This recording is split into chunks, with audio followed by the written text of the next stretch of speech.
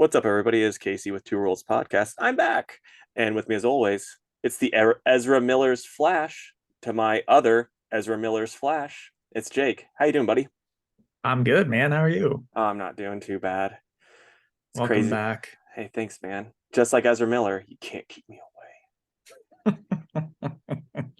Can I call the police on you though? away. I mean, it's not going to do any good. Oh man. How was your week, man? Oh, not the best, but it was okay. Just had to, play male nurse, also known as a nurse for my girlfriend. So that was fun. But other than that, didn't do a whole lot. So yeah. What about you, man? Well, did an episode with our pal Alex. Thought Well, of you're a pal. I don't even know the guy, and I'm like upset because that Casey cut would have been like 6 hours long. I know. I told Alex that you would have had a lot to say about all the James Gunn stuff as well as Identity Yeah, Crisis. So but anyway, the the two amigos are back together. yeah, So let's and get into our news if you're ready. yeah, man. So like it was funny. I saw this like thing about the Keanu Constantine verse or the Keanu teen verse, and it's like there people are like it's been canceled. They're like who's been canceled, and then other people are now coming out and be like no, it hasn't. So it's probably never going to get made, but they will never officially cancel it, and they'll just get Keanu's hopes up. Is my guess is what's going to happen. Right. That's weird. Yeah. Um, okay. So I feel like we get one of these every week, but Amazon is adapting yet another comic book series. It's Scott Hmm. Snyder's Witches. I saw that So you beat me to that one. yeah. Any thoughts about that? You think it'll be a good story to adapt live action? Yeah, I think it's going to be really good. It's going to be one of those things where I have a feeling when the people it's going to find its audience, it's going to be very good. The only downside, it like every time with Amazon, is the Prime app sucks. Like that's going to be the main thing. But I'm going to check it out. You gonna watch it, even though you're not a horror boy, even though, as I stated in the YouTube comments, kind of a horror boy. Yeah, yeah. I need to read it first. I know it's Yeah, just one volume, right? I think so. I think there was talks of them doing a number two, but I don't know if it ever happened. Well, they did like a one shot special Okay. a couple of years ago. Yeah. But anyway, I need to read it, and if I'm digging it, then I'll probably check it out. Yeah. Speaking of YouTube comment, we got another one that wasn't you. My 30. Yes, if anybody wants to see how Casey felt about the things discussed last episode, then check out our YouTube channel where he left a thread of comments about various things. Um, all right. It comes from Edna. She says, "Can we expect a new episode of Anime Boys anytime soon? I need my nostalgia fix." I hope so, Edna. I Yeah. I mean, hope we so. got the one up in the chamber still, but we need to get Soul Eater watched, and I tried that once. And I'm like, oh boy, and then I'll get to it. All right. Well, we got the people asking for it, so we need to make Yeah, a solid effort at it again. but So let's like get five, and like the next four after Soul Eater, I'm hoping are going to be better than what the first bit of Soul Eater I watched. you didn't like it? I could not. Like I was like, boy, not into this. Well, you gotta power through, I man. know, Gotta man. power through. It's like, give me more Gundam. Come on. All right. Yeah, so anyway, that's all for the YouTube. Um, yeah, I'll let you go, man, because I Yeah, just said the thing about witches. yeah. And if you're like, you know what, image titles on Amazon, I'm not into it. Well, guess what? I got some good news for you. Spider-Man Noir is getting a live action series on Amazon. So that should be pretty neat. I mean, Spider-Man Noir is pretty cool. Is I hope they go more comic book accurate than what they went with in the movie. Like it worked in the movie because it's, he's a good humor base, but like I don't want just a live action Spider-Man noir to be funny, personally, you know. So like, hope it goes more comic book like, but I'm pretty pumped for that. My question is, why on Amazon? Amazon had like they made a deal. That's why like Silk is also going to be on Amazon. They cut a deal with like streaming television shows will go through them for Sony. Oh, I gotcha. I gotcha. Guess that makes sense. Yeah, I'm all about it too. I hope it's cool. And then I hope that Dennis Calero gets like a bunch of money from it. Oh yeah, hope he gets a big old bag. Okay, moving along. Uh one of two trailers that we're going to talk about today. The first one, the one that I know Casey's way more excited for. We got a Fast X trailer during the Super Bowl showcasing all sorts of dumb action and Jason Momoa. Did you get to see it, Casey? I actually only saw like one part of it, and that's the part where like Momoa rolls down his window and he says something, and his hair's in a bun. Like that's literally like that's all I saw. Okay. Well, are you Well, hyped for it since you are a fan? yes. Okay. So you and I a few weeks ago were talking about it, and I had a realization that I had not seen the ninth one. Mm-hmm. So I watched it. It was really bad. That's what Like I've heard. easily the worst one. That's what I've heard. Um, and I'm saying that when I tell you guys that I'm a fan of these movies, I know they're bad movies, but I like them. Yeah. Sometimes you just need a dumbass action movie. And that's what they've evolved into. Before they were just a dumbass street racing movie, which I also thought was a lot of fun. Um, so I recognize they're not great, but I can also just watch a dumb movie and have a good time with it. They don't all have to be, award-winning films. So this one, I think it's going to be probably the dumbest one yet, but I like Jason Momoa. Looks like Statham's coming back. He was in the trailer. So, I'm ready to buckle up for it, man. Yeah, you actually should say you're ready to fasten your seatbelt up. But no, like you need to see Hobbs and Shaw just because like from the peep, like because like I said, No Dunks did. I told you about this before. No Dunks did that. Oh, we're watching all of the Fast and the Furious. They called it Fast Friends, and they did all of them, and they're like Hobbs and Shaw is like the best one because it's just like it's enough of the dumb fun action stuff, but not like too much of the Vin Diesel. I'm taking this very seriously, but I'm not a good actor stuff. And like when Fast 9 came out, they're like, this is probably the worst one yet. So like they Yeah. agreed with you on that. So you might really like Hobbs and Shaw. I know I would. It's two of my favorite actors together. Yeah. So, and I know that Statham's done a couple of things like The Meg, but it's been a while, I think, since we had It's been a it has while. since Statham's done something, because I didn't watch that movie with like him and Melissa McCarthy where it was supposed to be kind of funny but kind of actiony. Yeah. So it's like, I don't know. I feel like we haven't had any Statham in a while, so Yeah. I'm excited. Well, hey Statham, if you want to come on and promote fasten your We seatbelts, we know you're you listening. you're more than welcome to. If you don't want to, that's fine too. I know you're very like like you're embarrassed that you listen to podcasts, but everyone does, so it's fine, bud. You can Yep, you can come on anytime. agreed. Next week, Jake's not on the podcast. It's me and Statham. I would be absolutely devastated. Okay, so I'll just talk about this because yeah, I'll just do this one. This is like the most like ridiculous thing. So Spiral Studios, they make these like insane statues. They made a King Ghidorah one when King of the Monsters came out. And I think it's like I want to say it's in the $1,200 range, maybe more. But they're coming out with a Godzilla, Godzilla 98 statue. It looks nice, like it's a well-made statue, but at the same time, why would anyone drop over $1,000 on a Godzilla 98 statue?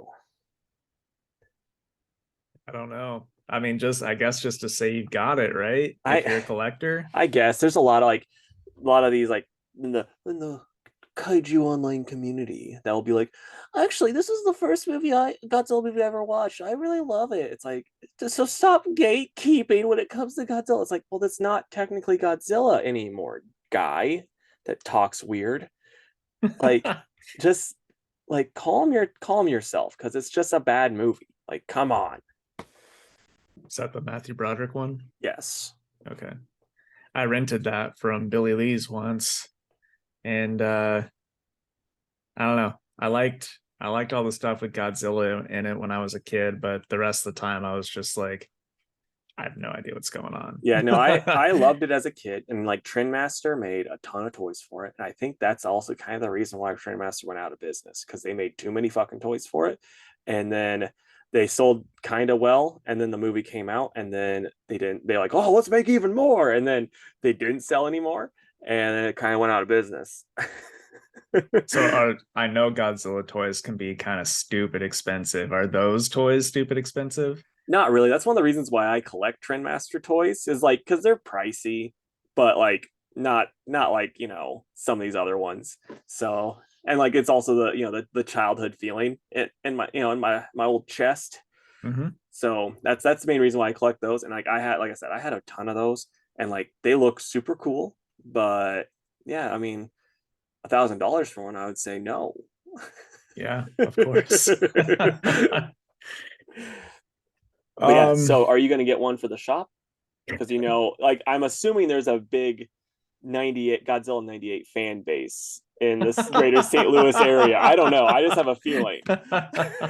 If there is, I do not know about it. Comment down below if you would buy the Spiral Studios Godzilla from comic headquarters. Yep. Let me know. Get those pre-orders in. Okay, so I should have started with this because it's the least important one. But I I was going through Twitter the other day, and somebody that I follow had liked a tweet from Tim Allen that was him saying like, "Oh, get ready for Toy Story 5. It's happening." Did we know before that? I don't. Like, has this been announced, or was that like the announcement? I think it was announced, but like I think it was this last week that it was announced, because I saw stuff on Twitter about it too, and because there's like 4 different Pixar or Disney movies that are coming out that are sequels, and it's just like, why? I mean, should have stopped at Toy Story 3. That's where that story should have ended, and then like, let's do 4, and then like, let's keep it going. Woody's just like, hey guys, Bo Peep divorced me, and like Toy divorced me, so now I'm back here. I love the idea that a toy divorce is different from a regular divorce. Yeah, I mean, he's just not allowed to hang out at the circus anymore, I guess. So I've not seen 3 or 4. I have no idea about anything that's happened after 2. And yeah. Well, so yeah, I'm way lost there. I watched enough of 3 to know that, because I was working at the Roxy, and I was like, I don't want them to die. I'm not gonna watch it, but I'll make sure they don't die.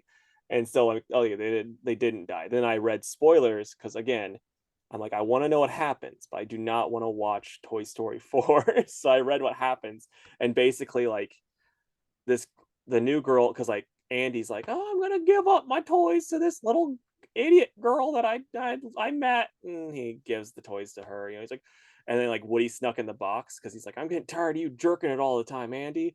And so he got in the box too, so he didn't have to watch that anymore.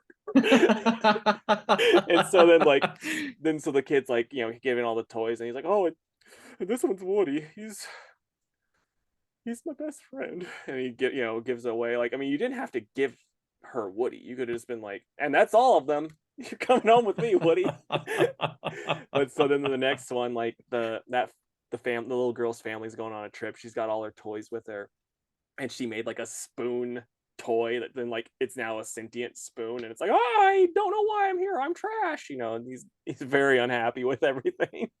And then they like go to this thing, and Woody sees Bo Peep like from the 1 and 2, because she wasn't in the 3rd one, and she's like, I got dumped in a dumpster or something, and no one wanted me, and you didn't come find me, Woody. And then Woody's like, well, I'm here now. And then basically, I like that all the toys have the same voice. And so then they're like, well, you want to stay here? He's like, well, I promised I'd take care of this little girl. And then they're like, fuck it, I'll stay here. Let's get married. So they actually get married. I don't think so. I think he's like, oh, bye, Buzz. And Buzz is like, bye. I think Jesse's pregnant. I could have made that part up. But a toy pregnancy, right? Yeah, it's a toy pregnancy. With Buzz's kid. Nice. I mean, that part might be fan fiction. Who knows? Comment down below if what I said was at least at all accurate. Man, because I all I heard about number 3 was that it got dark.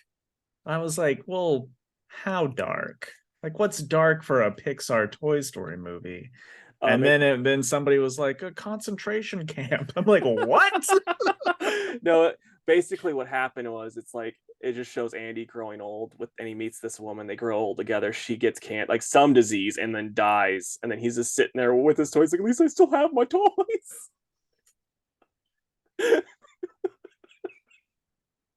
What? I was referencing Up because that how that starts. But then instead, I wanted to add Toy Story, pizzazz to it. Yeah. This might be a weird time to say it. I've not seen Up.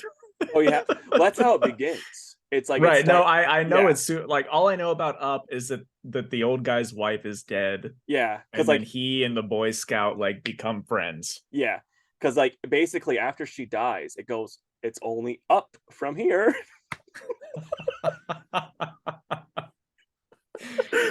Okay, well, welcome to the Pixar cast, everybody. Yeah. Hey, if you guys are liking this conversation, comment down below and we'll do the Pixcast, where every day until we're done with the Pixar movies, we will watch them all live on Twitch. Okay. and here's the other caveat. We have to cosplay as different Pixar characters. Yeah, I call the Prospector from Toy Story 2. I call Bullseye the horse Pokemon. Oh man. Anyway, so back to our news, huh? Yeah, I mean, I apologize, guys. I just saw some old friends, and I think my being the worst version of myself is still there. So, yeah, I'll be back to normal by next week, hopefully. But he's on one today. But I was like on Twitter, and someone asked Robert Venditti. They're like, "Hey, I saw a thing where Superman's like, you're done with DC, like in an interview, and so we're never gonna get Superman 78 sequel." And he's like, "Actually, I don't know where you heard that, because I'm not done with DC. I actually have the Superman 78 sequel done, and it's just waiting to be, out in the world. And also, DC's greenlit a bucket list character for me to write next." So I was just wondering, who do you think it could be that he would have as a bucket list character to write that, he could get to that he hasn't written yet? Because that was the thing. Like, has he written Batman? Because that was my first thought. I don't know. It kind of hurts me a little bit to say this, but I'd be fine if he took over Batman like right now.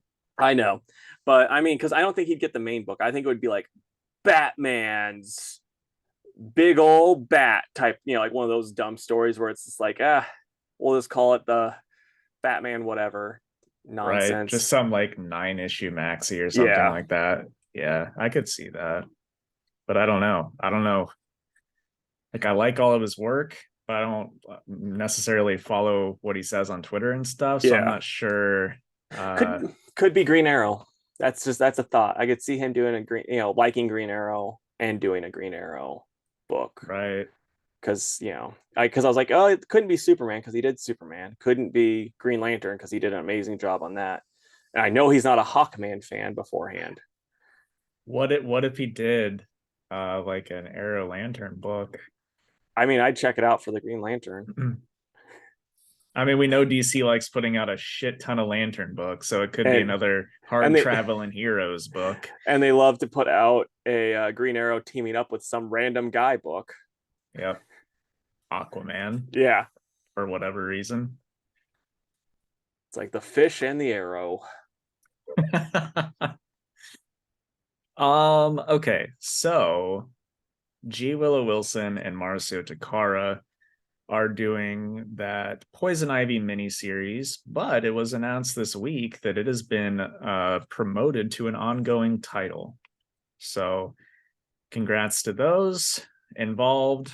Obviously, it's more than just the two of them on that book, but I guess it's doing well enough that it's now an ongoing. Nice. Are you gonna keep, because you only read the first issue, right? Has there been a second one yet? Oh yeah, they're up to like issue 9. Oh, okay. So Yeah. you're probably not gonna be like, oh, I'm gonna jump back into it now. No, I just wasn't digging the concept, I got you, but man. it does sell pretty well. So, All right. oh, also I wanted to say this too. I didn't know that Venditti was doing a Superman 78 sequel anyways. Yeah. That book sold like surprisingly well at my store. Well, I mean, I'm not that surprised just from the stuff that say with like a lot of people that go to your shop are like DC fans that probably watched that movie a ton as a kid. So like makes sense, Yeah, you know? yeah, for sure. I mean, I guess I'm not so much surprised about my store, but just in general that I it's getting a gotcha. sequel. But good for him. Yeah. Okay, so I got a couple rumors. We're not gonna go to the rumor mill. I'll just read them here. But the one of the rumors I saw a lot was rumor is James Mangold is in early talks to direct the Swamp Thing movie. He directed Logan, so that like might be fine. I have opinions on a Swamp Thing movie in the first half of your new universe that I'll talk about later. But and then the other thing is Grace Randolph. She's a scooper who has been known to be wrong a lot about stuff, but it's also been right about some things but wrong about a lot. Is saying there are early talks of an old Batman actor coming back to play Batman in Brave and the Bold. It'll be either Christian Bale, Val Kilmer, or George Clooney. Rumor is the Batman will appear in Flash first, and then another scooper I follow said the cameo is happening in only Flash. It's going to be kind of like Flash hopping around to multiverse. He sees this one, and then he goes on, and then James Gunn, and then like it's not going to connect to Brave and the Bold. James Gunn said, we're not doing that at all. But he also said we're rebooting the whole universe. So what does he know? And then He uh said that's not true to which part? to that they cast it's actually George Clooney is the one that then got leaked was the one that's going to be appearing. So there's a solid rumor George Clooney is going to pop up in Flash as a brief cameo, nips and all, hopefully. Fingers crossed. Well, that's interesting. Yeah. Um, I don't know. I mean, it was just a cameo. Like, who cares? I don't care if it's Val Kilmer or Clooney or whoever. Yeah. No, I don't think. Um, The only weird thing is like it does kind of ruin the fan theory that I think makes those Batman Robin and Batman Fever so much more interesting. Is like there's this fan theory that those movies are movies in the Tim Burton verse. So like that's why they're so over the top and so weird and so like overly stylized, is because they're like basically movies about Bruce Wayne Batman. And I'm like, that's I actually gotcha. fun. That's Yeah, that makes it a lot more interesting. Than since they're not doing that, it's gonna be less cool. right. I had not heard that theory, but that is fun. I heard that whenever like back in my college days when I should have been writing papers, I was on What Culture. All right. And the last bit of news to talk about is the other trailer that I mentioned earlier that we got during the Super Bowl, which was the Flash trailer. We also got Guardians. Did you see that one? Yeah, I did. No thoughts about it. Yeah, It's just like it was like time for one last ride. And then it's, hey, Drax is a dumbass. yeah, I not feeling it, but Yeah. We also got the Indiana Jones trailer. I didn't see that one. That one I'm Yeah. just like I get it that you're a teacher, so you have to keep working, Andy, but you're too old. Yeah. Yep. Yeah, I don't know. I don't know about this one. I really, really love Indiana Jones, so I want it to be better than Crystal Skull, but I I just think don't it. know. I think it'll be better than Crystal Skull. I think that. Yeah, I won't say anything other than that though. yeah. And also we saw John Rhys Davies, his character as well. So it's always nice to see him. I can't see anyone other than Gimli, but it is what it Yeah. is. Anyway, but the one I was actually talking about was the Flash trailer. So Casey and I watched it right before recording this to refresh ourselves. Casey, what are your thoughts on that?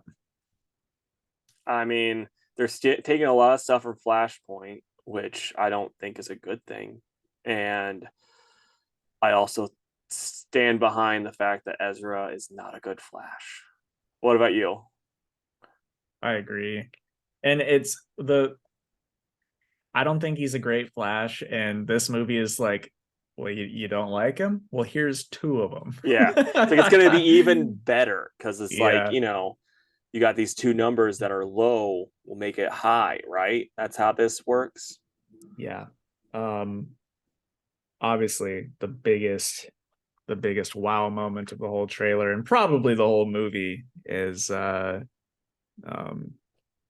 Michael Keaton returning as Batman. Yep. Um, they kind of kept his suit, which is interesting because I just love that stiff necked suit Yeah. of his. That's But the like I get why you do it because it's iconic. It really is iconic, but it's also like a terrible suit. yeah, yeah, a lot of CGI helping out during the action scenes for Oh that. yeah. Oh yeah. But it is cool. We get to hear him say the line that Mm-hmm. everybody loves to hear him say. Um, yeah, and then Supergirl. I don't know if I knew Supergirl was going to be in that movie. I Did mean, you? I did. Yeah, we've talked about it on here, man. Have we? Yeah. I clearly, once we talk about Flash, I'm like, all right, let's forget about Yeah. that. um, did we know she wasn't going to be blonde? Yeah. There's been leaks of her things because we even talked about because like they had it padding on the like ab padding, and we're like, I don't know how I feel about this costume, but at the same time, it's like the costumes never really look good. Like this is Oh, about what I right, said, but that and also could so have been not finished too. You yeah, know that's what I what I'm mean? saying, and like so that's what we were talking about then. So like you've seen her because we, like I said, we've talked about it. Right. Well, no, I just meant like she could have been without a wig or Oh, whatever at I that got you. point. You know what I mean? Anyway, whatever. We'll see how it goes. James Gunn, of course, he'll say this, but he said it. It's a fantastic movie and really, Mm-hmm. sets the stage for all of his stuff. So we'll see what happens. Are you gonna watch it? That's really the only question I have is will you watch it? Probably not. I mean, I Even though might. it's gonna set up all this other stuff? Uh, okay, so you want to get into the James Gunn big fucking announcement because I am not happy I about it. mean, Because no, I mean, because like I'll that's say yes, but let's time box it. So okay. how long do you want to rant about I don't this? know. I have no clue. Just if I get past 10 minutes, start doing the wrap it up tit sign. 10-minute timer starting now. Okay, so yeah, he had the whole thing, and like they've been building up, like, oh, we're gonna just reboot everything, and then they're like, guess what? We fucking lied because James Gunn's like, I made stuff already, and I like what I made, and since I don't want to use, I'm just gonna pick and choose, like they did with the New 52, which worked out so well, Yeah. so goddamn stupid. And so then he's like, so he does that, and he's like, oh yeah, I want a Superman that's 25 years old. Why? It's like Superman and Batman should be the same age. And he's like, no, this Batman's going to be here for a while. We're going to get an older actor, like someone that's, probably 30, 40 to be Batman. And he's going to have a son. And then like the talk of the town is Nightwing's going to still be there. Like he had already been Robin and he's Nightwing now. Tim, Jason, all of those guys, Batgirls will all be in this Batman universe and they'll just have Damian there. That's so dumb. That is just the dumbest damn thing. And then he's also like, yeah, and everyone knows Warner Brothers is hemorrhaging money. So he's like, let's start this new universe off with a bang. the fucking creature commandos. That's gonna get butts in seats. It's like, and he's like, oh yeah, what about Wonder Woman? I don't know. A TV show about where she's from. Yeah. And then it's like, oh, okay, like we're gonna get a Green Lantern movie? Nah, let's go with a TV show because that's gonna, these special effects heavy characters can just do real well with a television show. And it's also always a bad sign when some creator is like, I'm gonna take this thing that you love and I'll just say like, oh, it's this, but with Green Lanterns. So it's like, oh, it's True Detective, but with Green Lanterns. It's like it won't be. It's like, oh, this is gonna be Game of Thrones, but with Amazons. It's like, no, it's not. It's gonna be someone trying to do that, but it's not gonna be as good. And like, because that's how it always happens. You always go like, oh, it's this, but with this, and it's like, oh, it's a disappointment, is what you're saying. And and then and then like just the fact that he's like, oh, we're gonna keep all of my Peacemaker stuff that actually has connections to the rest of the Justice League because they show up, even though they had like silhouettes, but they still show up. So it's like, what's the point in this? Like, it doesn't make any sense. It's so stupid. And then the fact that he's wanting to, he's really adamant on, it seems like on keeping Ezra, which it's like the worst casting that, in a comic book movie in a while. And outside of everything he does or they do as a person. Yeah, it's just like, there's some people that believe that they're doing this as a way of like strumming up interest so someone can buy them and like help Warner Brothers get out of the red. But I think this is gonna fizzle out. I really do. And like if it was me, if I was doing it, you'd have to start off with a Superman, a Batman, and a Wonder Woman, and then get them all to interconnect that way. And then just after you have all three of those movies, fucking do a Justice League movie and then introduce the rest of them that way. Simple, obvious. Don't keep your own bullshit. And also, don't write everything. Like he's like talking about, he's like, yeah, I'm writing Creature Commandos and I'm writing Waller and I'm writing Superman and I'm writing this and I'm writing this. It's like, why? You don't need to. You are the head. You're the guy that's supposed to be setting stuff up. You don't need to be writing this stuff. Like your voice is going to be throughout it and it's not going to make it better.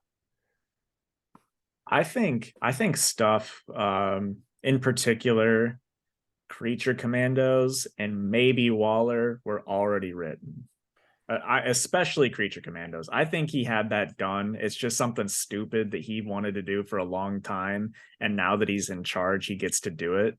That's fine. I think that's already been done. But from a business standpoint, I mean, it can be written. Like he could be writing this crap whenever he wants.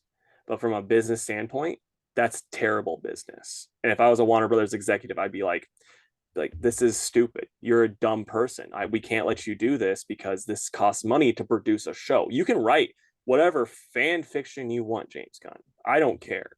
But we're not going to produce something that's not going to make money. Even if it is an animated thing. Like you still have to pay animators, even though DC does really shitty jobs with its animation here lately, like the style. So well, yeah. I think another thing too is that people are so stuck on what he did with Guardians that it's just going to take something like Creature Commandos to bomb for them to realize, oh, maybe that was just like a one and done. The dumbest part about it, though, in my opinion, is like the reason why he had to do Guardians is because Marvel didn't have the rights to the good characters. Like that's the only reason. Had they had all the rights at the time, he probably would have done like a fucking Extreme X-Men or whatever bullcrap instead, And so like it doesn't make sense to be like trying to compare that to Marvel when it's like, no, we got the A-list ones. We don't need to be doing this crap right now. That's 10 years down the line. Yeah. The same thing with like doing a Swamp Thing horror movie when when the company doesn't have any money and you're like, let's take this thing that has actually, closed, like made us cancel our streaming service and go over to HBO because we had too much money invested in Swamp Thing and not enough people wanted to watch it. Let's make a horror movie off of that. That's going to work this time, probably. Like, yeah, I know fans will be happy, but It's not going to work. A rated R horror movie is not going to make you enough money to keep the lights on. I agree. Yeah, I'm just like, it's just one of those things that's so stupid. And then like there's so many people that are like sitting there not looking at it logically, going, "Oh wow, I like these characters," and it's like it's not gonna work. And if it does work, I'll fucking send a tweet to James Gunn saying, "Sir, I was wrong. Proud of you." Which is really what he needs to hear. Yeah, he'll be like, "Holy shit, he's proud of me." I can, and then it's like the next day he just quits. He's like, "I've earned Casey's pride." Oh man. Yeah. Uh I don't know. I really do think people have rose tinted shades on and they're like, well, I like these characters, so this is great. Yeah. And maybe it will be great, but like you said, it's not gonna be billions of dollars. No, and that's 100% what they need because they're not doing well. Yeah. Yeah. Um I love Booster Gold dearly. I'm still very much like why Yep. on that one. So yeah, I get it. Boy, that one's going to be one of the worst ones, I think, because that's going to be a very James Gunn heavy, humored type one, and it's going to be rough. Yeah. Yep. It's and I talked about it last week. I'm afraid they're just gonna that it's gonna be messed up. Yeah. So all right. Well, that was 8 minutes. So good job, man. Thanks, man. You kept in the time box. Yeah. If I had water with me, I could have kept going, but my throat was starting to get a little dry. All right. That's it for the news, folks. Let us know what you thought of the Flash trailer in the comments. Or Guardians or any of them. Yeah, just talk to us. Please, Yeah. we're lonely. Yeah. But yeah, now we're going to take our ad break and then we'll come back and talk comics. So we'll be right back. All right, man. Any topics today? Not really. I mean, any thoughts on our episode last week that you missed out on? I mean, I can read some of my comments if you want, because like that's where my knowledge comes from, because I don't remember exactly what I said.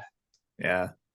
No, because it was good. I mean, I will say, like I said in the comments, the main reason why I don't like, because you said I hate Identity Crisis, I more like making fun of it more than anything else. Like, I don't hate it. I loved it when I first read it, and that's why I made you read it. But then it was like as I read it more and more, and as I got older, it's very much like everything I hate about Tom Taylor and Tom King combined, where they'll be like, "Hey, you know this character that like only like maybe 15% of the audience actually really cares about, but the one they really fucking care about them, and the rest of the people know who they are, but they don't really know anything about them. I'm going to take them and I'm going to mold them however I want and kind of just, and for lack of better words, rape them." And do this terrible stuff to them because no one's going to be that upset. It's not like I'm doing it to Batman. And then also it's like, how can I make people care about this story? Oh, I could write it really well, or I could just brutally kill this person and then have them get raped and have all of this terrible stuff happen. And it's like, she dies while she's pregnant. Yeah, it's just like all of this terrible shit. And it's like, this is how you're making us have any feeling towards it. You're not actually like writing a good story, a good compelling story. You're just being like, feel bad. Yeah. So like, because like that's the thing. Like I think about like the opposite with like All-Star Superman. It's that's another thing with the whole James Gunn bullshit. He's like, yeah, I love Grant Morrison, and I need a young Superman, so I'm going to use All-Star Superman as my thing. And it's like, well, he wasn't a young Superman. You're just saying stuff to try to like appeal to comic book fans with that, you big dumb idiot. But and so like, but with All-Star Superman, when like he does things that make you actually feel emotions, you're like, it's because it's well written and it understands the characters, where this is just like, feel upset that this character is dead, or that this character is this, I don't want to work for it. Same shit Tom Taylor does. That's one of the reasons why I think people like him, though, is because it's like, oh, I'm feeling something, so it has to be good. Right. Which is fair. Yeah. Yeah. I saw your other comment about when the flowers thing took place. And I think I thought it was part of Identity Crisis because you gave me Jeff Johns Flash at the Yeah. same time you gave me Identity And Crisis. So I it's, just thought yeah, it and was the same it's thing. a tie-in, Identity Crisis tie-in too. So I mean that's Yeah. part of it. But yeah, and as soon as I typed that out, then like 5 minutes later, like, oh, it was from this. I'm like, oh, okay, well, I'm not gonna delete it. No, it's fine. You're responding in comments in real time, Yeah. which was entertaining to read. And then you're like, Elastic Man. I'm like, it's elongated man. Oh, I did say You said it that. twice, dude. Wow. Yeah. Well, look, to be fair, To be fair. I was drinking while we were recording that, so Like, was that how I sad get you a were that I pass. wasn't there? You're like, Case is not here. I'm hitting the bottle. Pretty much, yeah. And then I was like, who's gonna tell me I'm drinking poison? Oh man. And then I laughed at your Jake has never said it was a blast when I'm on the podcast. It's true. God damn it. Hey man, I'm having a blast Hey, today. thanks, man. Me too. All right.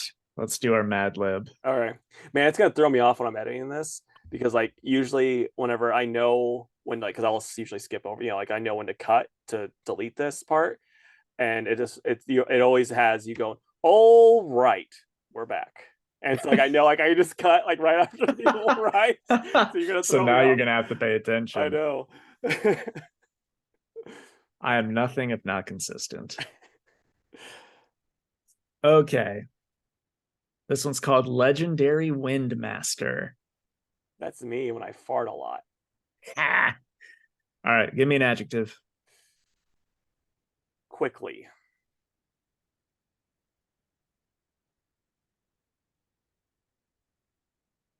I'm gonna modify that to make sense. All right. Verb ending in ing. Drinking.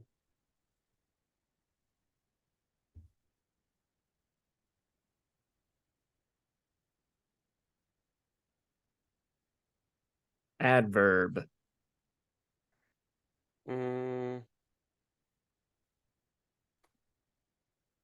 Bloodily. Okay. A past tense verb. Fucked. Yeah, can you like do the font so it sounds like that too? Sure. You want me to add like an umlaut above the U or something? Perfect. I don't even know what that is. I'm not an English major. An adjective.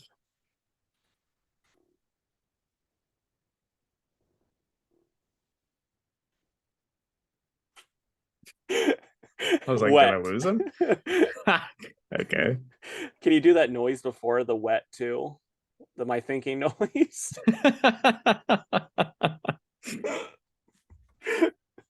Yes. Thank you. A noun. I think of a good one. Goose down feathered pillow. Or it's be goose feather, or like goose down pillow. No, I'm doing it. I'm doing it. I mean, whatever. I don't care.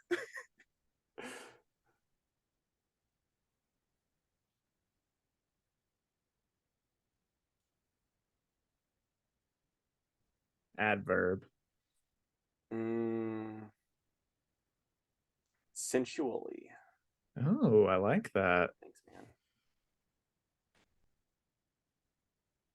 I came up Noun. with it because I was like, I was like, oh, there we go. Yeah. All right, a noun. Dead cat that you found on the side of the road.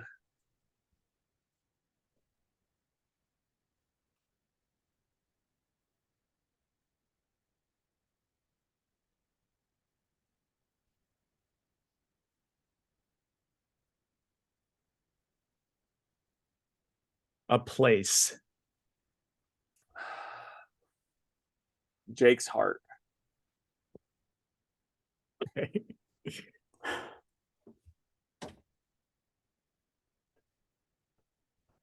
Plural animal. Aardvarks.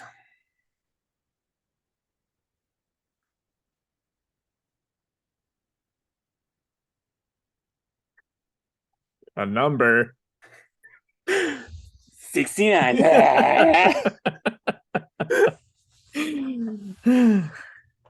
A noun. Some like soppy mud pies.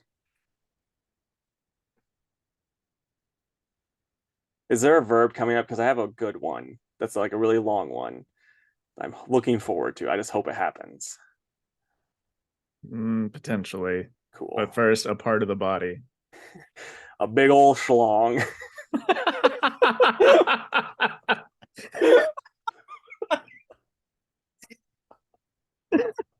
Oh God, that's gonna be tough to get through.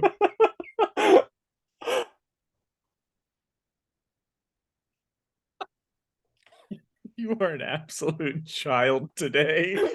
No, like I said, saw some friends, pulled out the worst in me. Okay, a number that's not 69. Okay, 88. Okay, If you look that up in Urban Dictionary, that's a fat person 69. fantastic. A verb.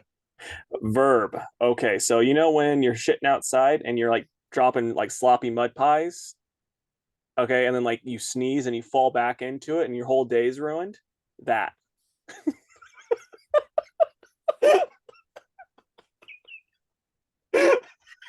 Dude. What am I supposed to say? Okay, hold on. Can I modify that? As much as you want, my friend. It's just gonna be like pooping.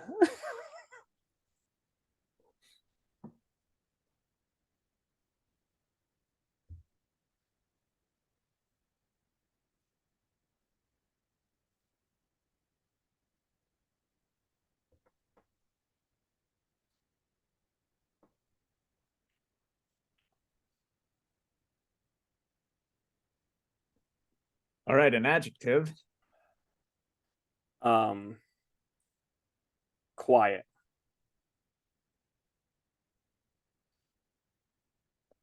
And a noun.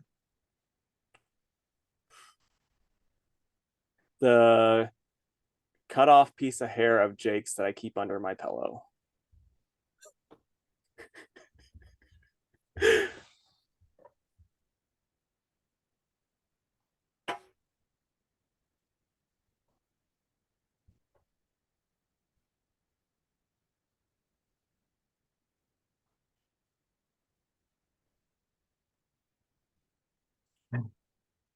All right. This is gonna be a doozy. I'm excited. That's your vodka. You're like, just gotta get through this somehow. All right. So the title is Legendary Windmaster. You think you're quick? Well, you look slower than a drinking turtle from up here, Jet the Hawk bloodily cried out as he fucked over Sonic. Oh, yeah, replied Sonic. You think you're as wet as me? Well, why don't we race to that goose down feathered pillow over there?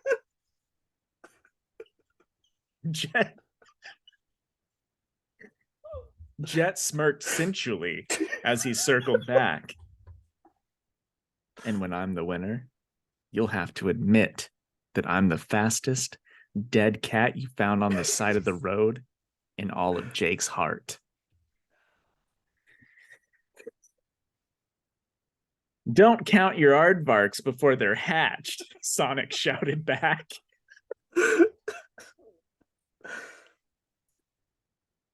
Then he added, I've beaten you 69 times before, and I plan to wipe that soppy...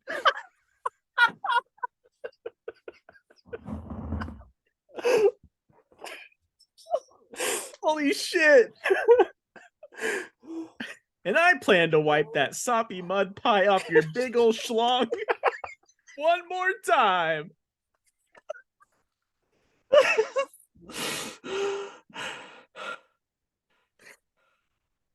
Shit. Okay, on the count of 88, Jet said as he lined up next to Sonic. God, this is so stupid. 3, 2, 1. Sneeze and fall back into your nasty outside shit.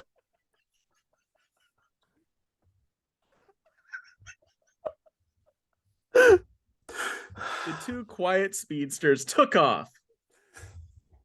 Only one lock of Jake's hair under my pillow could be the winner. Oh, that was fantastic. Yeah, it really was. It really was.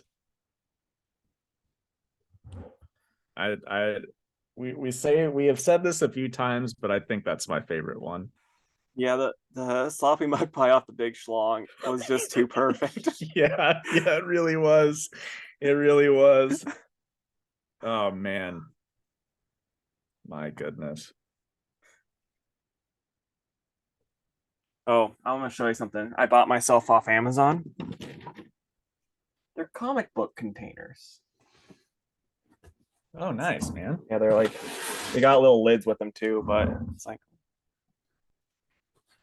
that is nice. Beats the paper or the cardboard boxes, huh? It really beats the shit out of what I use those like Rubbermaid big totes, and it's like, boy, this takes up a lot of space, and these don't take near as much. So, are you like converting everything, or that's the plan? But it's gonna take a while because like I bought like they had a 5-pack on Amazon and that was $50. So I'm not gonna it's gonna take a few times out, but All right. Welcome back, folks. Casey and I talk about a couple things on the YouTube this week, one of which is Casey's thoughts on Identity Crisis, since he missed out on the discussion last week. And then we do an absolutely fucking ridiculous Sonic the Hedgehog Mad Lib that just had the tears flowing and laughter. So it's my personal favorite one yet, so you guys should check it out. But you can do all of that over on the YouTube channel. That's Two Worlds Podcast on YouTube. And I had a really funny thing thought out for what to say after this, like, Wednesday or whatever when I was driving, but then I forgot it. So now you don't get that. You're just getting me explaining that. But if you're an animator and you can animate the Mad Libs, we'll give you a free spot on the podcast anytime. So and a trade paperback of your choice. Ooh, there you go. So, like I said, if you're an animator and you want to work for free, get at us. Oh man. But but back to the Mad Lib. Very funny. You should listen and leave a comment down below. What'd you read this week, bud?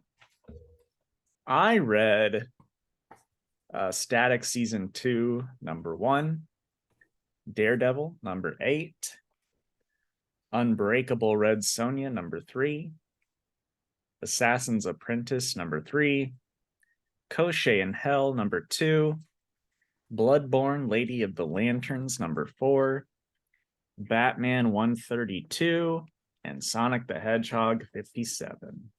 I like that you're like, okay, there's 2 books with speedsters out this week. There's one that's heavy into this like big event.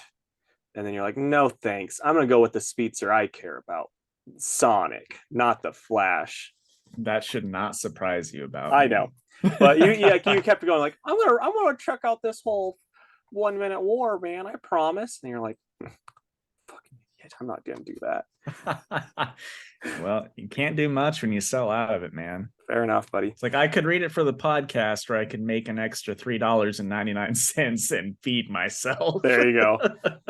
But so I read Black Tape 1 of 4, Ghostrider 11, The Joker, The Man Who Stopped Laughing number 5, Joe Fixit number 2, Godzilla, Monsters and Protectors, All Hail the King number 5, The Flash 792, Batman 132, and Daredevil number 8. All right. I might have one more than you. It seemed like you did when you were saying, but Okay. I don't know. Real quick, then, I'll talk about Sonic number 57. It's written by Ian Flynn with art by Adam Bryce Thomas. And this was pretty fun. This story's got some Tangle and Whisper in it. And we haven't had them around in a little bit.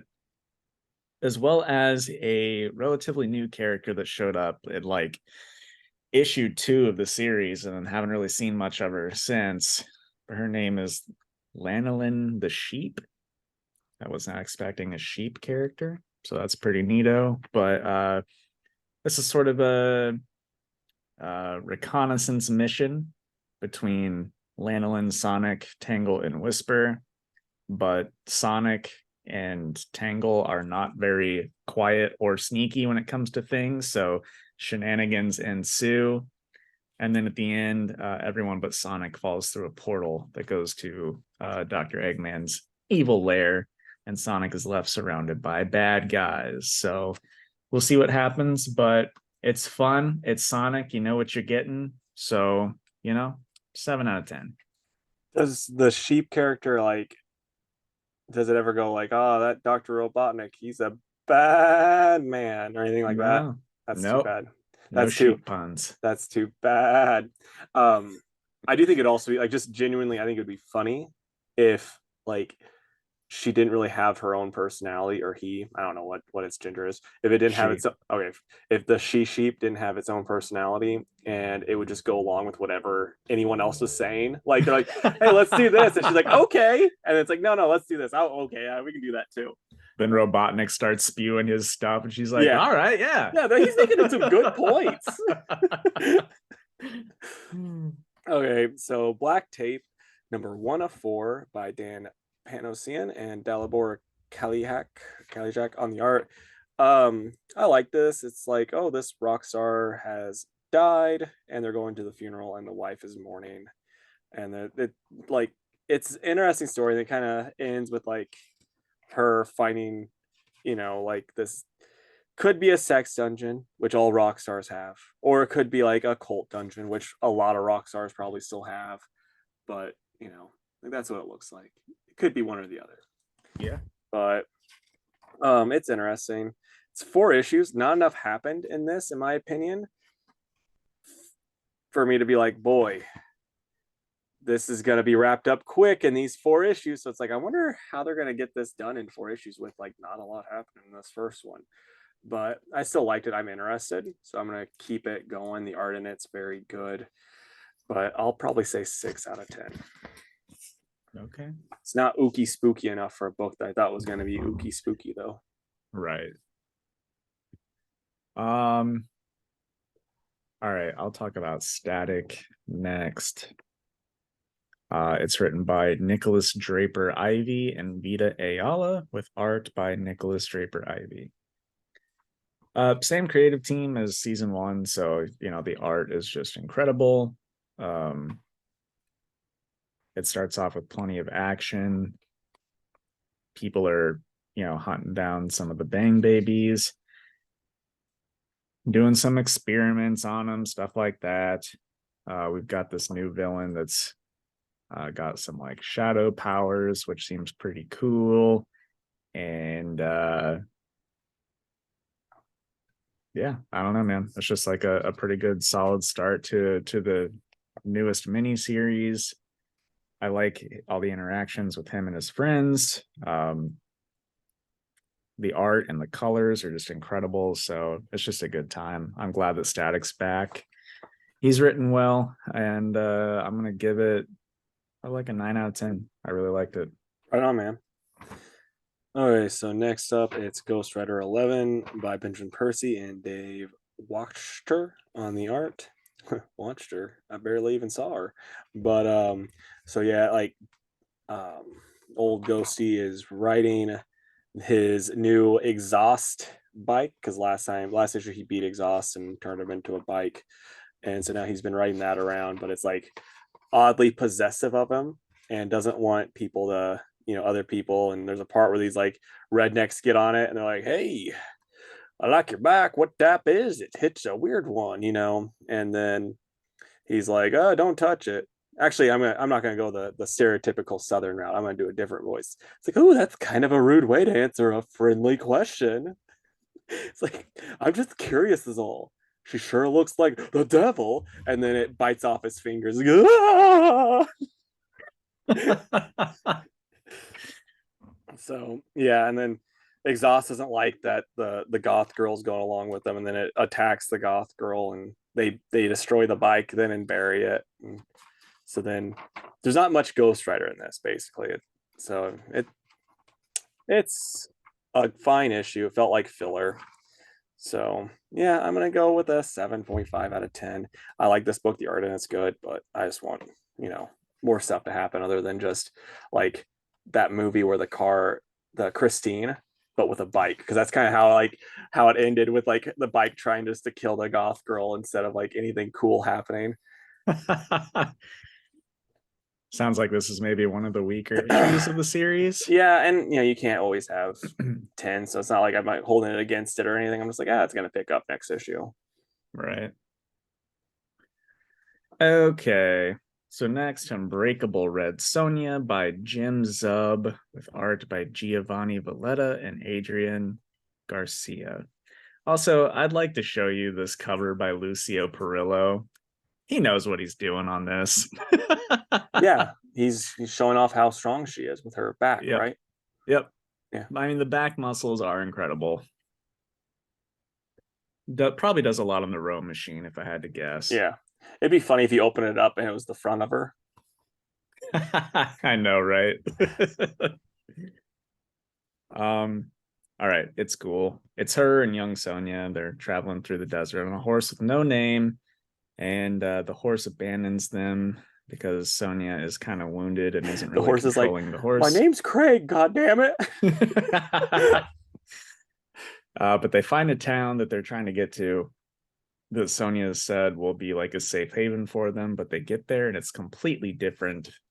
And it turns out that the monsters that have been hunting them originate here due to some dark magic and this weird priest guy. So it ends with them in this temple with one of those monsters being summoned, and a to be continue happens. So I like this series. I don't like it as much as Immortal, but it's still a solid series now that Immortal's over with. So I'm gonna give it an 8. I liked it. Right on. Okay, so I got The Joker, The Man Who Stopped Laughing by Matthew Rosenberg and Carmen de Giomenico on the art. And so it starts with these kids with their like little soaker guns playing outside. They go in this house, and this other kid's freaked out because Mad Hatter's there. But then Batman jumps through the window. And by Batman, I mean it's Joker calling himself Bat-Man because he's got a bat with him.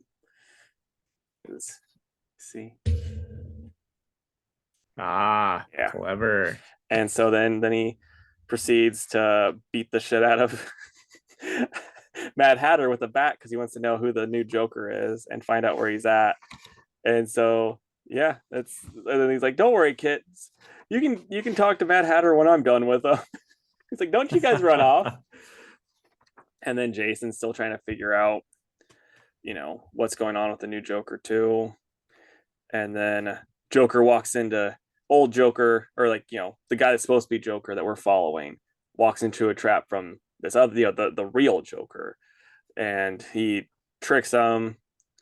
And it turns out that's Clayface, and the real Joker's in Malibu. And then Red Hood gets arrested. And then the backup story, and like it's pretty neat. I'm like, I don't know what the hell's going on with this story. I love it. I wanna, I'm like, yeah, this is awesome. I want more every time. And then the backup stories by Matthew Rosenberg and Francisco Francavilla again.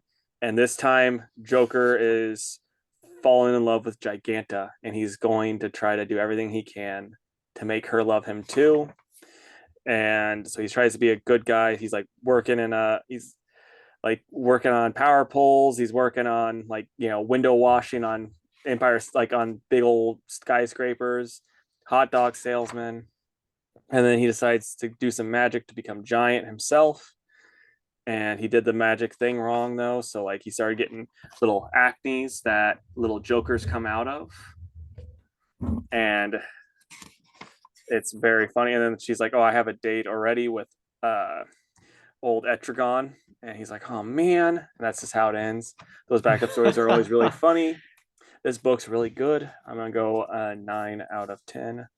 And yeah, I would highly recommend it. It sounds like quite a bit happened in this issue. Yeah, I mean, it's like he meets, like I said, he meets the imposter, and then like it's hilarious because as the imposter's like about to say who did it, Joker just shoots him in the head, and he's like, "Huh, he's being paid by somebody. I wonder who it could be."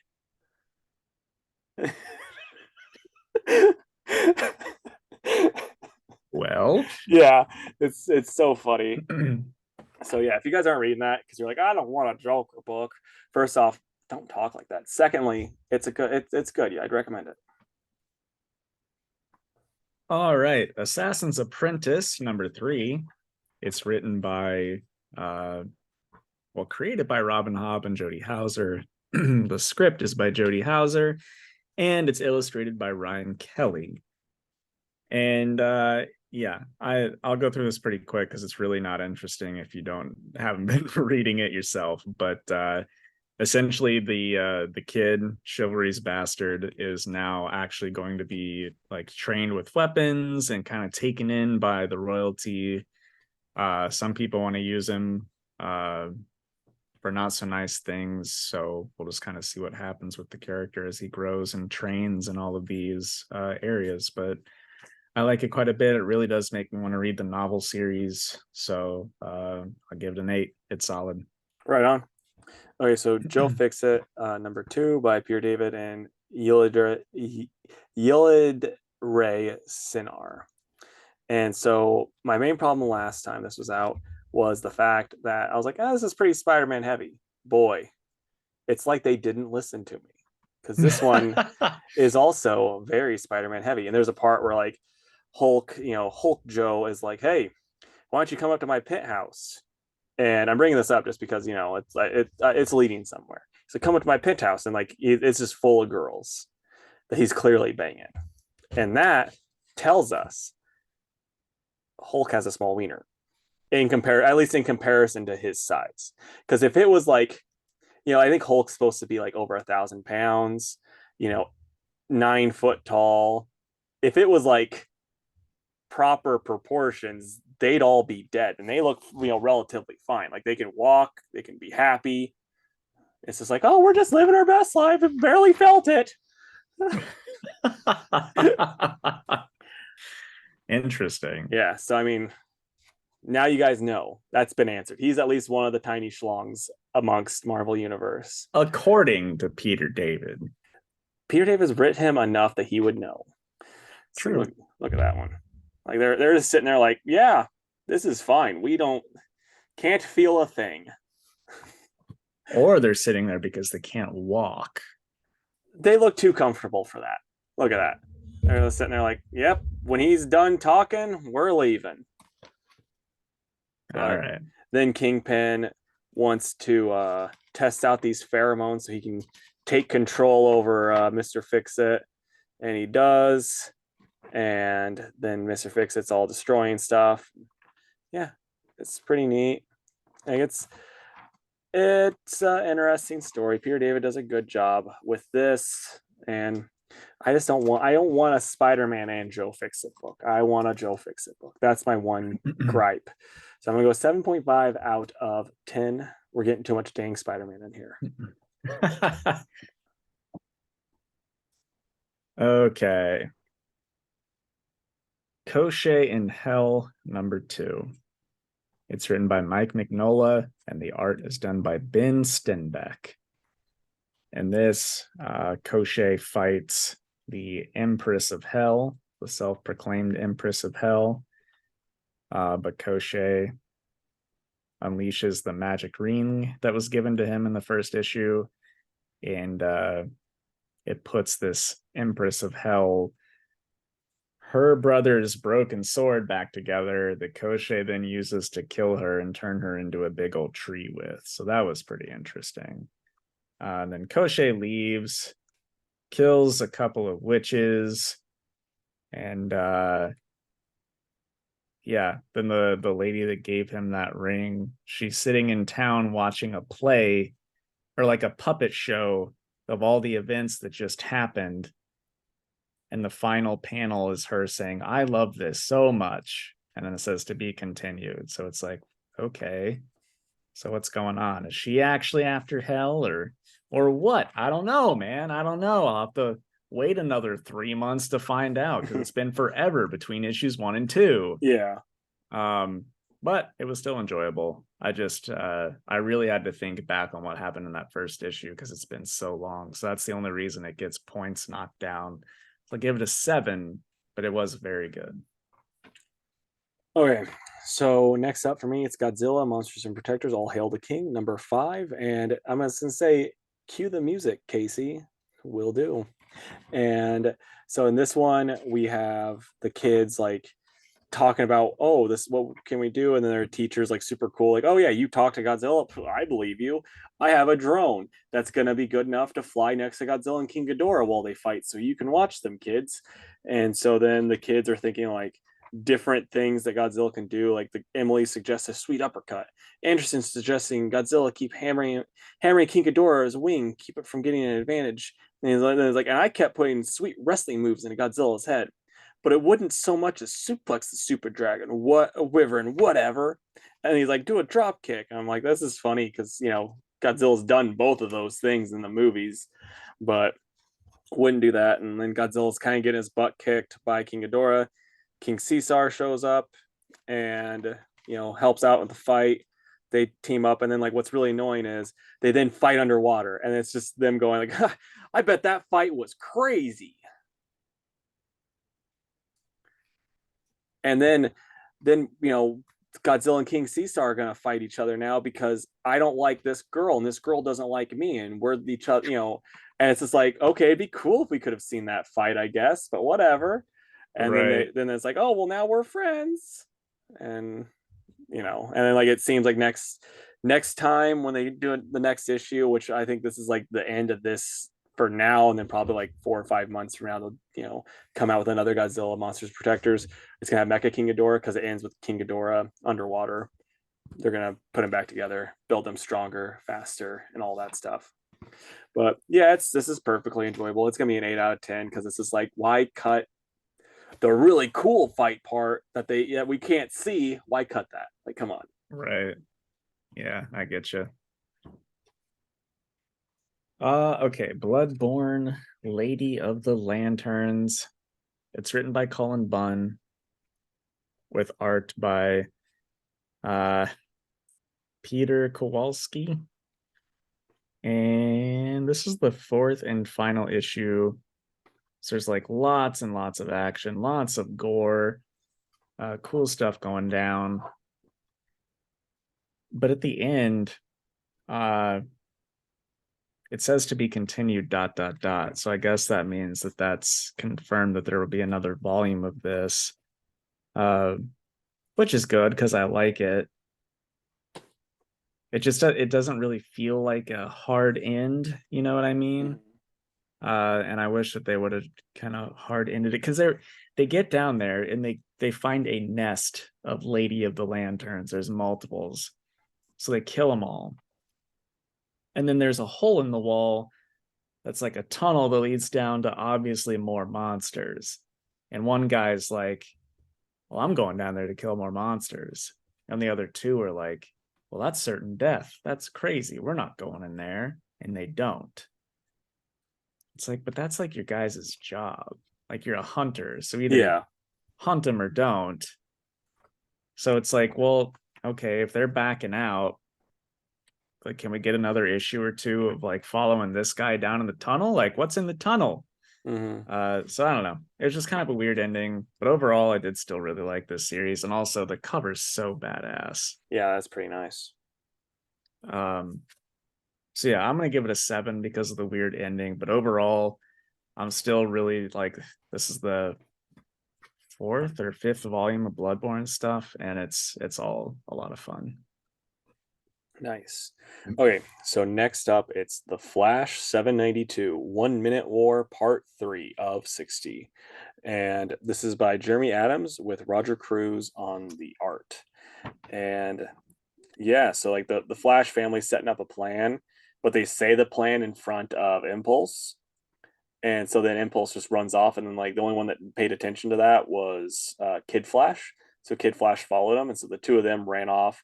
And it's like they're such opposites that they worked so well together, and they, basically team up to steal one of their ships, and they fight old, what's her name? I'll find it really quick. Miss Murder, who I complained about last week, looked like a Batman Who Laughs ripoff. But now Yeah. I have her first appearance now, so like I'm gonna be making millions. I'm pretty excited. But yeah, so they fight her, and she was pretty cool because she could read their minds, and that was how she would operate. Like it wasn't like, oh, I can see them, I can read what they're gonna do before they do it, that type of thing. But it's also like, boy, is a power worse against Impulse because like he doesn't know what he's doing. And that was like the whole thing, and it worked super well that way. And then they get the thing, and the back seats, Gorilla Grodd, Superman, and Captain Atom. But yeah, I'm loving the 1 Minute War. It's really cool. Jeremy Adams is really good at the Flash. This is really good. Like, yeah, I'm gonna give it a 9.5 out of 10. Pick of the week? I'll say that because the one that probably would have been, I think, is your pick of the week, and I don't want to do a back-to-back pick of the week. So Batman. yeah, Just kidding. It's not. Uh, I've just got our two mutuals left. same here, man. I'll let you Awesome. start off with Batman. Sounds good. So we got Batman here. It's written by Chip Zdarsky, with art by I think Mike Hawthorne, but I can't seem to find the It is page. in fact Mike Hawthorne. Okay, thank you. You're welcome. So yeah, it's fine. It's fine. I still like it better than any of the failsafe stuff. Yep. We're getting different versions of characters like Punchline, and Joker or whatever. I just the biggest thing I didn't like about this book, it's like Batman or Bruce came up with like a pretty good idea on how to infiltrate this place, and then they just didn't let it work. Yeah. Zdarsky was like, nah, fuck that. Yeah. It's like, well, I kind of would have liked to see him use some stealth because he doesn't have any of his stuff. So just let him be good at one of these things. Uh, I don't know. It's But in all just like it's fairness, he's going against Punchline.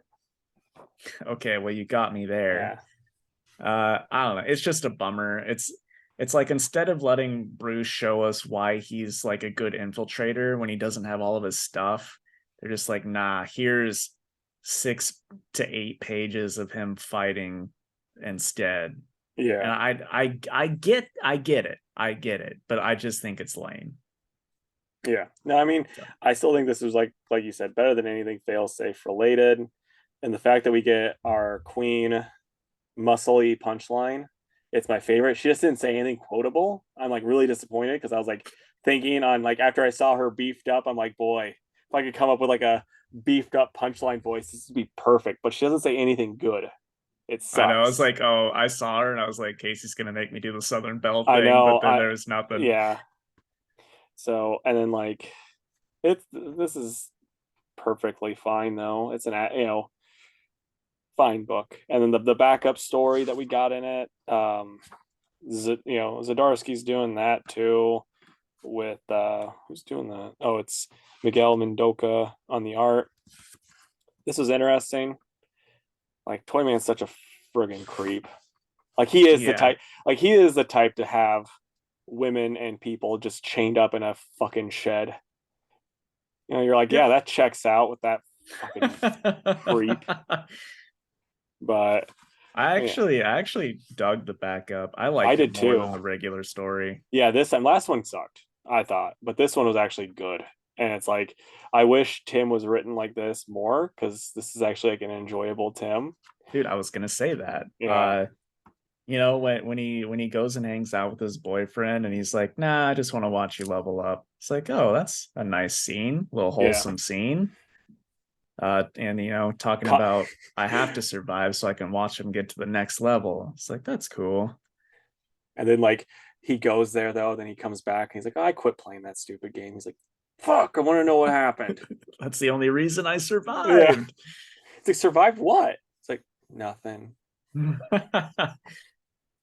I always like a cool Mr. Terrific story, though. Even though in this story, Mr. Terrific kind of wrote or created a Deus Ex Machina suit for Tim. Yeah. It's still cool to see him, and the artist did a really good job drawing him, I think. So, and just in general, the art was really good in the backup.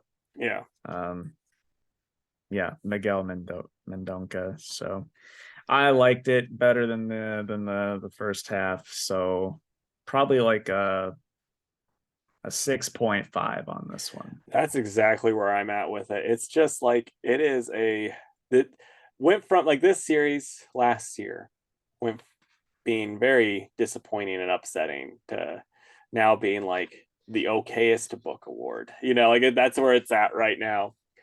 Yeah, I agree. But next up it is Daredevil by Chip Zdarsky with Marco Cicchetto on the art, and this is a good one. You get, you know, the hand fighting the blank Daredevil, the good guys, and it's a really really good time. The fist, right? Yeah, yeah, that's it. I think it's the one part that does annoy me though because it makes zero sense, but at the same time it annoys me with the hypocrisy, but it's also like I could see Matt's thinking this way even though it doesn't make any sense. It's when he's like, yeah, I rescued all of these murderers and rapists and killers and terrible people and brought them out because they can be redeemed. Punisher, he can't. He cannot be redeemed. I'm just gonna kill him. He's a bad guy. I don't like him. I'm just gonna kill that jerk. Right. You know, it's just like, okay, I guess. I mean, really, bud? It's like Also, go ahead. if you start killing murderers and rapists, who's gonna make up my army, Punisher? Did you ever think about that? That's why I don't like you. I also think that they're hinting pretty heavily at a new U.S. agent, right? With Cole. I don't know if he's gonna. I mean, he's gonna do something, but it's also like I don't think he'd ever be the U.S. agent because to be the U.S. agent proper, you have to actually like have backing by the U.S. government, and I don't think he's gonna get that anytime soon. Right. But I do I don't think know, that man. Because the end, like who's gonna step in, right? Some of the Avengers. yeah, Cap could be like, this guy's got potential. You know what yeah, I mean? Because he mm-hmm. is a good guy. He A is, genuinely good. He's a real good guy. yeah, he's such a good guy. Yeah. Um, but yeah, so the art's amazing. The one thing I didn't like about the art, and I think this is just kind of like mileage will vary with this though, so it's not even like, oh, this is bad. I don't like the raining. I get why they do it because it looks cinematic, but didn't like it. It kind of made stuff look sloppy, in my opinion. Yeah. I can see that. But it is But killer the rest of the time, especially those dragons, dude. yeah, The dragons looked awesome. I knew you'd like that. And Stiltman just being a fucking beauty. Being the new war machine. Hell yeah. War Machine who? Am I right? You are right. Also, what was that one guy's name? Like Stegron or something, trying Oh to yeah. control them. That was pretty funny. Like I've only ever seen that guy one other time. That was in a Spider-Man book where he was like actually kind of like a problem. So it's kind of funny here. He went from being a Spidey bad guy to helping Daredevil control Yeah. some dragons. All those dragons did were drag their nuts across his face. Where what would you rate this one, man? Um, I think a good 9. It's my pick of the week for sure. Yeah, I'm going 9.5, but yeah, no, I liked it a good bit. What do you think is going to come of Spidey, Cap, and Iron Man They're stepping gonna in? they're gonna try to mess with them, and then they'll just be like, ah, we fight, and like, oh well, I see what you're doing. Don't you don't you keep doing this though? And he's like, okay, bye, bye. Yeah, for sure. They look great though. Yeah, I could And see like something stupid like that, or it even just being like, um, oh, we need to take down Punisher too, and then they get captured, stopped before they can even do that, and then Daredevil has to save them, and then like, I guess you're not so bad, Mister Devil. Mr. Devil. All right. What are you excited for next week, man? Oh man, I still haven't texted you my list yet. I'm gonna say I hate Fairyland. Um, Fantastic Four and Batgirls. Okay. I'm gonna say Masters of the Universe Masterverse #1. Uh Last Barbarians #1. That's one I ordered just because I clicked on it and it looked cool and it had so many awesome looking covers. And then I'm gonna say Icon versus Hardware. I don't really think that would be much of a fight, but I'm still interested. So I just saw this on here, and this is gonna be actually I'm gonna take out Batgirls because we are always high on it, so it doesn't matter. But Swamp Thing Green Hell #2, finally, been like a year and a half. Yep, it sure So has. so stoked because that first one was so dang good. Dude, I hope that it delivers then. I'd hate for you to have to wait that long and then it not be that good. Yeah, well, I guess there was I'm blanking on, isn't it Kubert that's doing the art, or who's doing the art? No, it's No, Doug. it's Is it Doug Minch? I don't remember. Whoever's yeah, doing the Doug art. Mankey, Yeah, maybe. whoever's doing the art, he had he just couldn't work on it, and that's basically why it got stalled out, and then he got back to working on it. So Doug Mankey. okay, and so yeah, I'm so pumped. It's gonna be so good. Right on. Oh, I'm gonna like we tried it. I try to do this every once in a while, but I'll do like tweet of the year.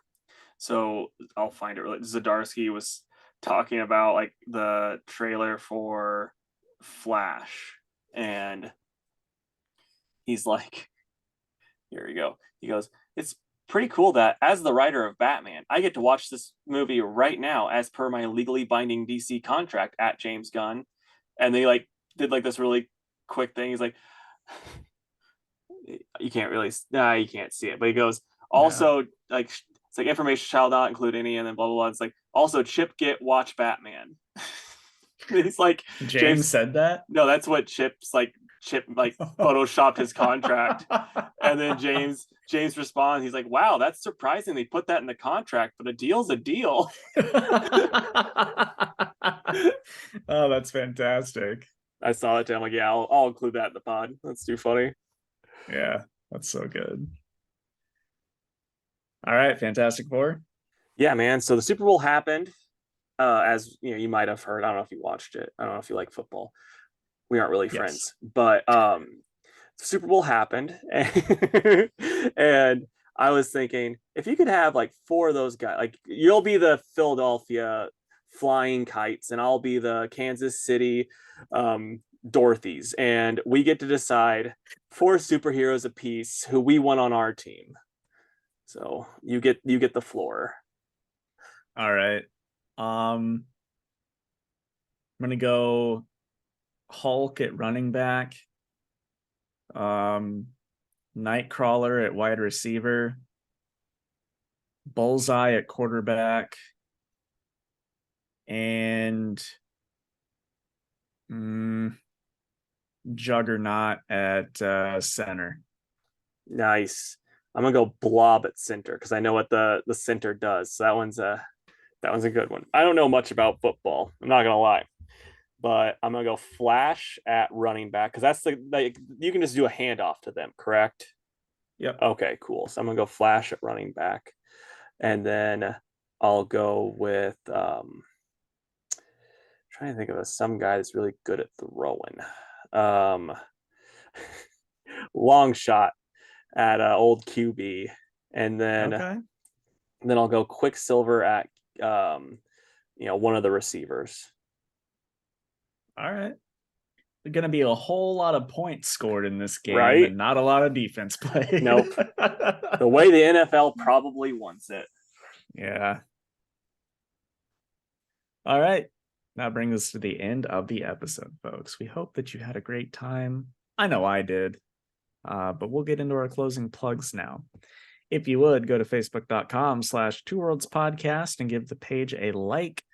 You can also follow us on Twitter at 2_worlds_PC and on Instagram at 2worldspod. You can email us at 2worldspodcast@gmail.com. And please go to our YouTube channel and subscribe. That's 2Worlds Podcast on YouTube. Like this video too, and just tell us how much you love us. Like, we need this positive affirmations in our life. So just be like, Jake, you're handsome, you're charismatic. Casey, like, you're fine. But we'd love to stay in chat, but we're actually are gonna miss our flight to Hawaii, where we gotta cause a ruckus. Bye, guys. Bye.